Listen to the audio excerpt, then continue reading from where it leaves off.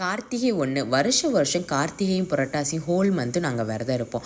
நேத்திக்கு கார்த்திகை ஆரம்பிச்சனால சர்க்கரை பொங்கலை பிரசாதமாக செஞ்சு சாமிக்கு காலையிலே படைச்சி சாமி கும்பிட்டாச்சு. இந்த சிறுகீரை தமிழ் கடையில் தான் எப்போவுமே கிடைக்கும், மற்ற கடையிலலாம் கிடைக்காது. ஃப்ரெஷ்ஷாக இருக்கும். வாங்கிட்டு வந்து தேங்காய் பூலாம் போட்டு பொரியல் செஞ்சுட்டேன். ஒரு சிம்பிளான காய்கறி சாம்பாரோட நேத்திக்கு லஞ்சை முடிச்சாச்சு. இனி வரக்கூடிய ரெசிபீஸ் எல்லாமே வெஜிடேரியன் ரெசிபீஸ் தான். இன்றைக்கி ஒரு சூப்பரான பிந்தி மசாலா தான் பண்ணியிருந்தேன். அவ்வளோ டேஸ்ட்டாக தான் இருந்துச்சு. ரொம்ப நாளாகிடுச்சு பண்ணின்னு திடீர்னு யோசனை வரவும் எல்லாத்தையும் போட்டாச்சு. இதுக்கு சிம்பிளான இன்க்ரீடியன்ட்ஸ் தான், அதனால் சீக்கிரமே செஞ்சிடலான்னு சொல்லிட்டு செஞ்சுட்டேன்.